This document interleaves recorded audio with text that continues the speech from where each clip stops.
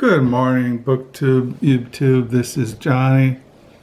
It is a Monday here in Southwest Michigan. It is December the 9th, 2024. It is 12 o'clock at noon. Here inside my cell, the hermit hut found in a desolate wasteland. Yeah, I thought I'd do a Monday reads.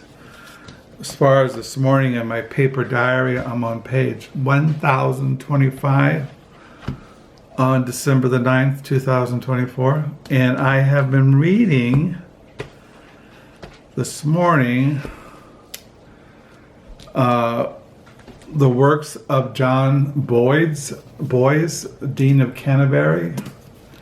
And I finished last night Hugh of Balma on the roads to Zion Morn, and I started reading Guigo de Ponte on contemplation,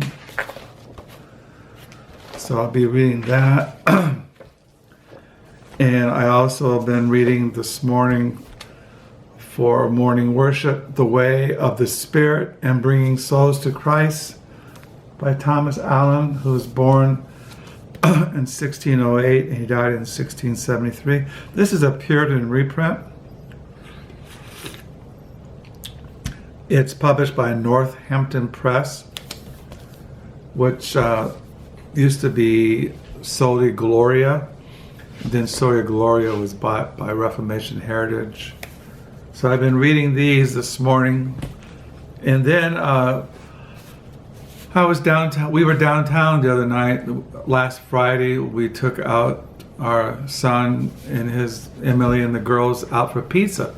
And downtown Holland is a regular bookstore called Reader's World. And usually we don't go there because I usually just buy used books, or I go to thrift stores, used book sales, or I buy books from Amazon. But I don't go to Reader's World because the prices are so expensive. But we were right by there, the place that had pizza with our son and his family.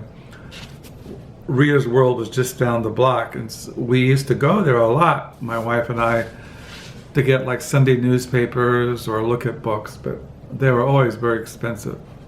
But I did see a novel by Patrick DeWitt, and I have two other novels by him, The French Exit and Under Major Domino, which I've shown those, and over the years I've read those. But this was one I didn't know about, called The Librarianist by Patrick DeWitt, a novel. It says here in the back, Bob Comet is a retired librarian passing his solitary days surrounded by books and small comforts, hoping to fill the void he's known since retiring. He's like 72 years old. He begins volunteering at a senior center. Here, following a hapstance brush with the painful complications from his past, the events of his life and the details of his character are revealed. Behind Bob's straight-man facade is a story of an unhappy child's runaway adventure, of true love won and stolen away, of the purpose and pride found in the librarian's vocation, and the pleasures of a life lived into the side of the masses. With his inimical verve, humor, and compassion for the outcast, Patrick DeWitt has written a wide-ranging and ambitious celebration of the extraordinary and the so-called ordinary life. And that's one thing I always think about when I make these videos. I'm living an ordinary life. I mean, I haven't climbed the Himalayan mountains.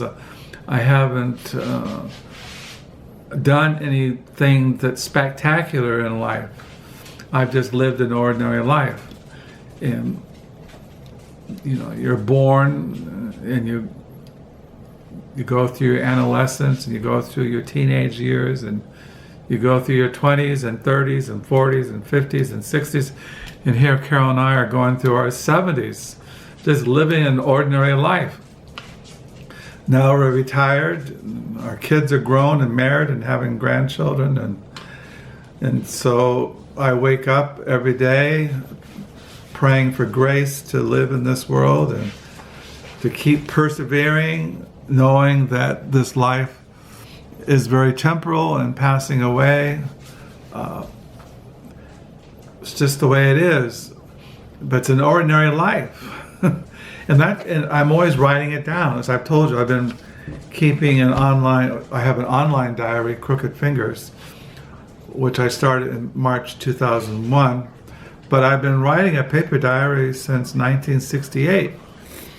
And as I've repeatedly said in these videos, when I left California in '78 to go to Bible college in Grand Rapids, Michigan, I was living in Richmond, California, in the San Francisco Bay Area. I was born in Oakland, California, in 1952.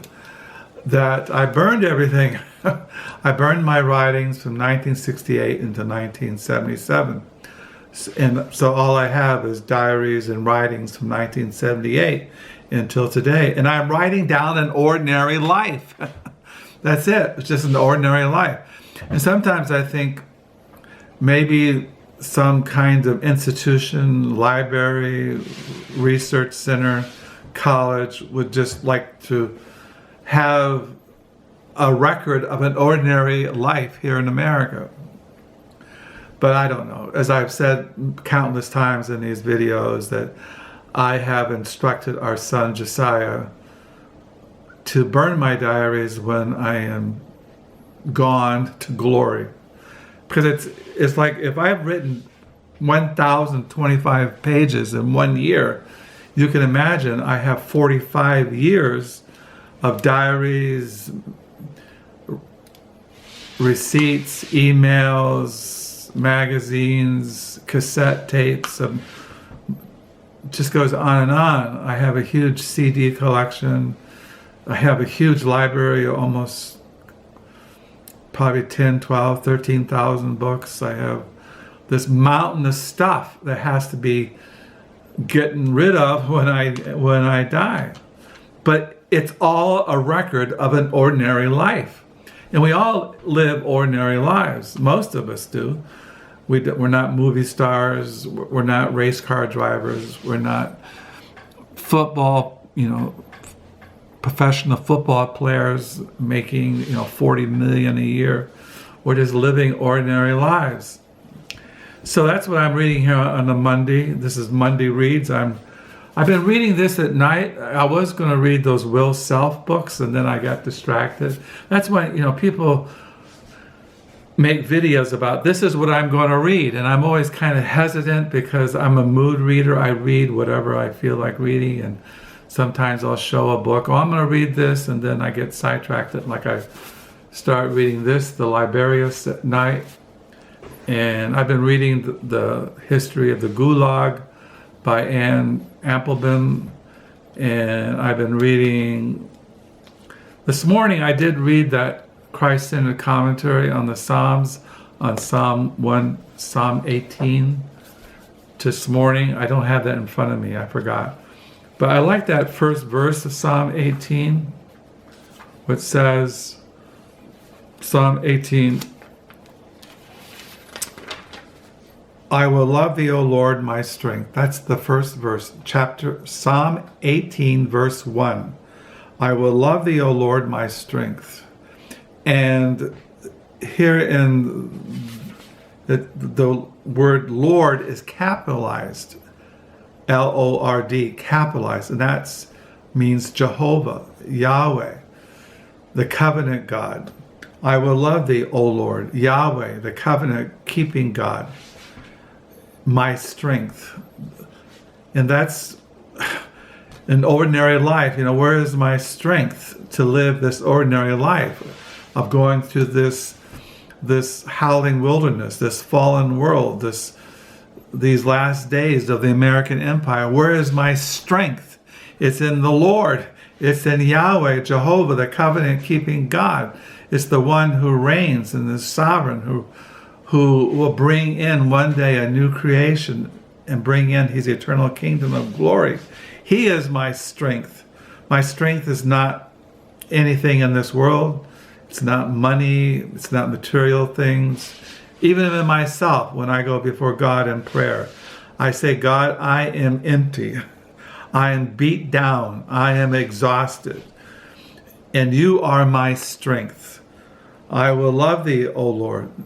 And so even when I go to prayer, I say, God, fill me with your divine and holy love, that I might love you. We love God because he first loved us. And we're talking about what is true Christianity. What does it mean to be a Christian? Well, it's to love God with all your mind, with all your strength, to love God with everything in your being, and to love your neighbor as yourself. That's Christianity. How do you know that to love those in the family of God, to love your brothers and sisters in Christ? What does it mean to love? It means to love your neighbor. Things like that. But where do you find that love? Where do you find that strength and ability to do that? It's in Jehovah, the Lord. I will love thee, O Lord, my strength. So, things like that are on my mind on this Monday afternoon now. My wife went to PT, and she should be home. So I hope you're having a good day. Have a good Monday. Have a good Monday reads.